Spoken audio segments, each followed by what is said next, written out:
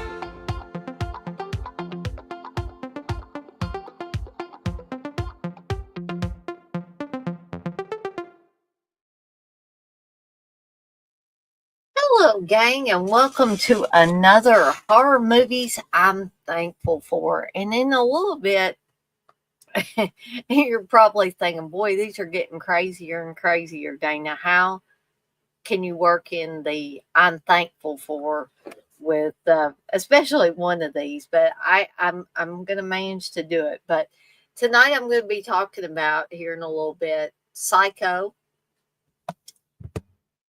and The Exorcist. So, but I want to get a little housekeeping stuff out of the way before I get started on these movies. And I'm a little off my game because I've yet again been so sleepy that I fell asleep on the couch before. Not sure why that's open, but I fell asleep before I did this and woke up with about 10 minutes to spare. And I was like, geez, Louise, dang, you got to get up and go do this live stream. Um, so if I seem a little fuzzy headed and stuff like that, it's because I've been asleep. And my blood sugar's been kind of wonky today as well. So you may see me drinking the rest of this Sunny D. There's nothing like waking up from a dead sleep and having a low blood sugar on top of that. And if you're not diabetic or don't know anybody that's diabetic, you may not be familiar with that. But anyway, onward and upward with this. So, first off, if you got in here early enough to see the commercial for deadeyesondeck.com, my horror shop, there should be a clickable link to the shop in the description for this video. And right now, I've got a promotion going on or a sale going on, promotional sale, whatever you want to call it, where if you spend $35 or more at deadeyesondeck.com, you can use the promo code Beyond Black Friday, all in capital letters, and take 10% off your entire order. And that is from now until December 6th. So if you're wanting to do some holiday shopping and you are a horror fan yourself, you want to get yourself something, or, you know, whoever you're getting this Christmas gift or birthday gift or whatever you may be getting a gift for. And I'm not saying you got to get gifts, but 'tis the season, right? You know, we're coming up on the Christmas shopping season. Some of you, hopefully many of you, have already started your Christmas shopping. So I have shirts and hats and tote bags and candles and blended teas, booga booga bears, mouse pads. I know I'm probably forgetting something. I'm soon going to have, Steve said, you better hurry up, you know, and get the mock up of the the horror double features candles, so people can see what those are going to look like in the package and all that. And I really am wanting to do that. I mean, they are up on the site for sale. And there's one that is, movie night, a horror movie night double feature, where you have one candle that smells like hot butter popcorn, and you have one candle that smells like a fountain cola. And I've got the supplies in, and boy, do they smell pretty good. Makes you want to eat some popcorn and drink some Coke as well. So I've got all of that available on the site. Also, if you're not a horror fan, or the person that you are wanting to get the gift for is not a horror fan, never fear. I do custom work. Just feel free to fill out the form on my site, and I will get back to you and work with you to design something that you're going to love, or the person you're getting the gift for is going to love. And that includes putting people's children, their grandchildren, their pets, favorite aunt or uncle, husband, wife, parents, grandparents. I could, if you don't mind me mind sending a picture of whoever it is that you want on a shirt or a hat or a tote bag or a mouse pad or whatever, then I will be happy to do that for you. So, also, this will be the last stream and or video prior to Thanksgiving, because I'm going to take tomorrow off because I got a ton of stuff to do tomorrow after I get off from work. Of course, Thursday will be the Thanksgiving holiday, and I'm sure many of you will be spending time with family and friends that day. Well, I kind of lied, because I'm not sure if me and Candace are going to do a Friday Foolish on Friday or not. I got to discuss that with Candace, and because it's coming up soon. No watch-alongs this weekend, but there will be watch-alongs the following weekend for It Follows and REC, or REC. Okay. And both of those were chosen by Menelect. And you can get your chance to throw your hat in the ring and to pick a film for an upcoming watch along. All you got to do is give a super chat of $5 or more during any live streams I do. That includes watch alongs. That includes this one tonight. And you can get your chance to pick an upcoming film for me to do a watch along for. So I think that's all the housekeeping stuff from me. Now I'm going to take a sip of caffeine, because I still feel like I'm in that post-nap haze, which I hate to be in. But let's go ahead and get started talking about these movies. Now, you may be thinking, more so with the second one than with this one, but you're probably thinking that was both. How on earth can Dana be thankful for Alfred Hitchcock's Psycho? Okay, I'm going to tell you. I am thankful for Psycho because it has shown me over the years, and the many, many times that I've watched, that a horror film, and yes, I do consider Psycho a horror film. Dare I say it, a slasher film, right?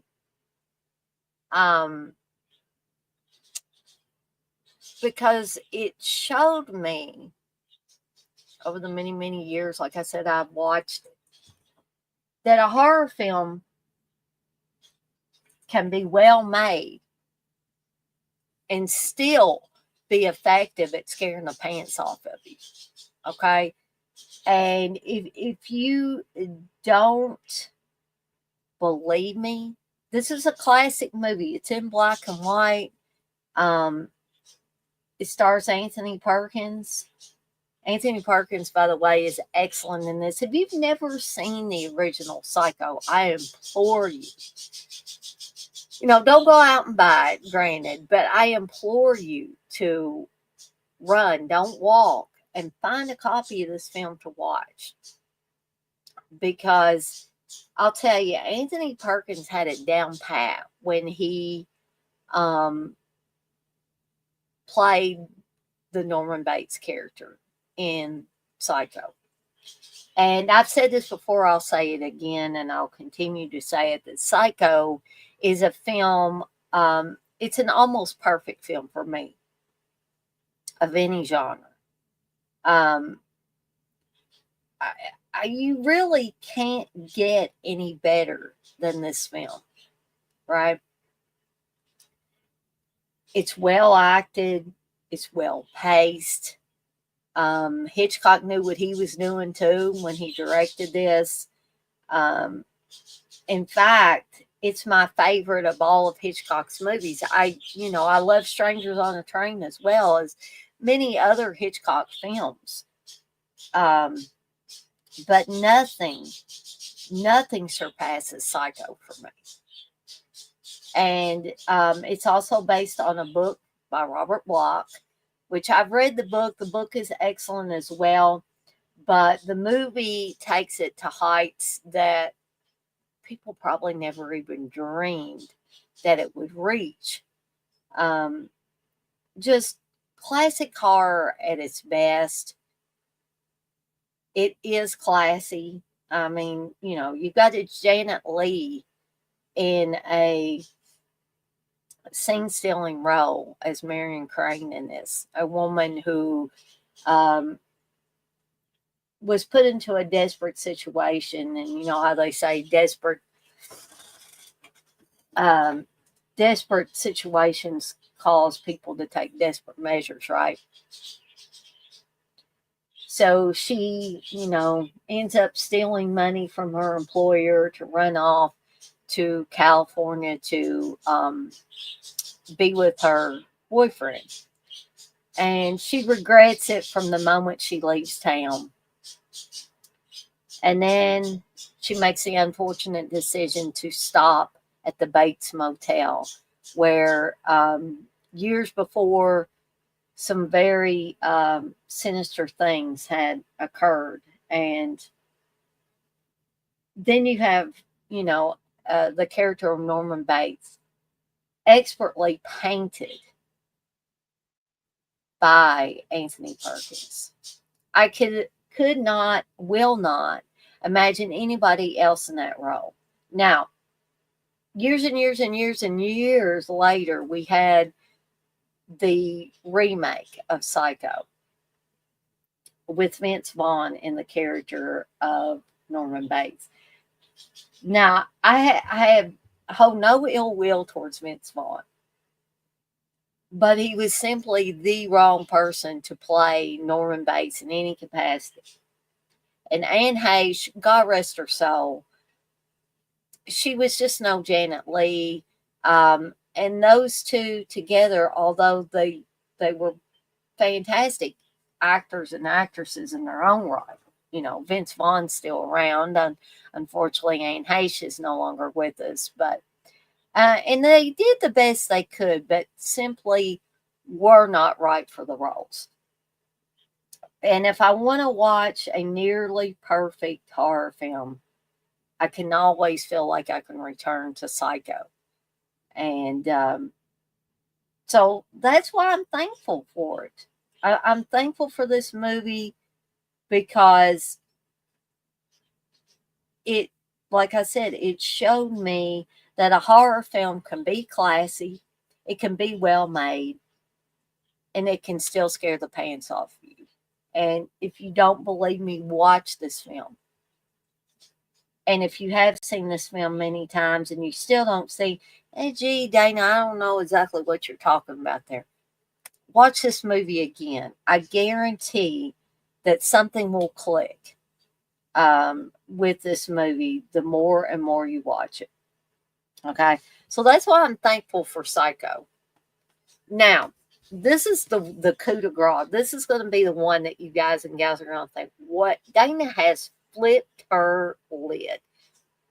Why is she thankful for The Exorcist?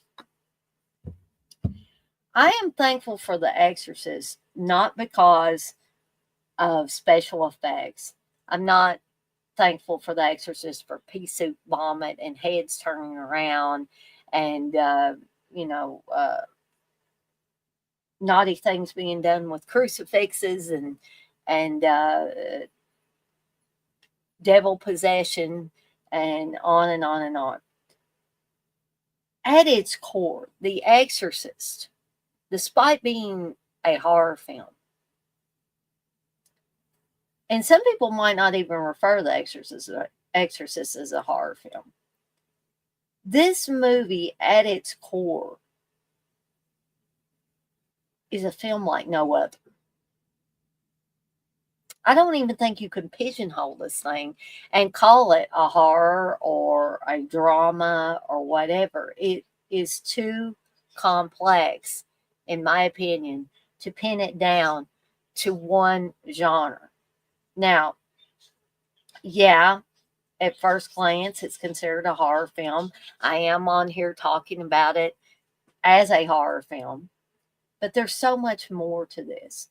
There's so much more, including an excellent family dynamic between Linda Blair's character of Reagan and Ellen Burstyn's character as her mother. There's a connection between Reagan and the two priests that come to expel the devil from her. And so, like I said, this movie is so much more than a simple horror movie. It's so much more than special effects. And here's another thing. It's a horror film that, although it has very graphic sequences in it, and very harsh language in it at certain points, there is no nudity. There is no sex in this. Okay. And this, at its core, is about a family, a mother and a daughter, whose life is turned upside down when the devil decides that he's going to possess this 12-year-old girl. And the book, written by William Peter Blatty, is some of the best source material I've ever seen in my life in order for someone to make a movie from. And then you have William Friedkin, God rest his soul, who took that raw source material, and it's all raw source material, no matter how good the book is, and he shaped it into something that once you watch it, you will never forget it. And I don't mean that you're going to be horrified beyond belief and never be able to sleep again. I mean that there are things in this movie, there are things that are described, there are things that are shown to you through that camera lens that have to be seen, visually seen. And once you see them, you can't unsee them. And this is a movie that will stick with you for the rest of your days. I know it will stick with me for the rest of my days. And you may be thinking, well, Dana, you're talking about special effects. You're talking about, the naughty thing she does with the crucifix. You're talking about her head spinning around. You're talking about the refrigerated rooms that were used. And no, I mean, those things are important within the film. But I'm talking about the core of the film. This film says a lot about family. It says a lot about religion. It says a lot about how we view religion. And I've heard Friedkin say this and Blatty, Laddie, God rest his soul as well. Both guys are no longer with us. But faith is the cornerstone of this movie. Whether you believe in God, don't believe in God, believe in the devil, don't believe in the devil, believe in possession, don't believe in possession, it does not matter. This movie will rock your very foundation. And you will leave. I'm sure people left the movie theater uh, changed in some way. Now, some people say they can't watch The Exorcist because of certain things in it. They cannot look at Linda Blair once the demon possession takes over. And I respect that and I understand that. Candace, who does the Friday Foolish shows with me and does other various shows with me here on Deadites on Deck, cannot watch this film. She cannot. She does not even want to look at pictures of the possessed Reagan. It freaks her out. And I totally respect that. And I would never try to make somebody watch something that they felt that strongly about, right? But for me, I see things in this that go way above and beyond just any regular movie. And it's hard for me to describe. You can almost see me on here fumbling with words when I talk about The Exorcist, because The Exorcist, there comes a point where you can't describe it anymore. You just have to say to someone that hasn't watched it, if you can handle this material, you just have to watch it and experience it for yourself. Okay. Um, so that's why I'm thankful for The Exorcist, because it really changed the way I thought about film in general. Because to me, The Exorcist is not merely a film. It's not merely a book. It's almost like a learning tool. And again, you would simply have to watch the film to really understand what I'm talking about here. And you may have different ideas about it. You may say, after watching it, you might say, well, Dana's crazy. She don't know what she's talking about. And that is perfectly fine. You may think, well, Dana's just obsessed with some old horror movie about devil possession. And that's fine too. I will not argue with anybody on that. But this is a movie that definitely has a lot of deeper levels than just your standard horror film. And for all of these reasons that I've just discussed, that's why I'm thankful for The Exorcist. I'm thankful that it exists.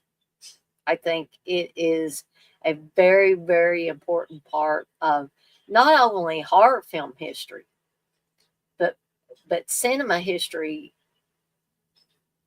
overall. And like I have said and continue to say, um, if you can handle the subject matter, I would, and have not seen The Exorcist, I encourage you to do so. Okay.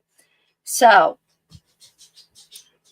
I guess that's it from me. I've talked a total of almost 25 minutes, and probably by the time I get off of here for good, it will be 25 minutes or more. But I've seen some people popping in and out, and they probably come in here and thought, what in the world? This girl's crazy talking about Psycho and The Exorcist.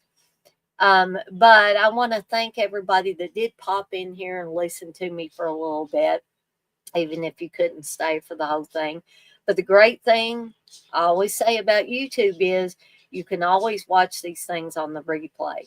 You don't have to necessarily watch them when somebody's doing them live. Okay. But for those of you that watch it on the replay, I want to thank you in advance for that. But I guess that is it.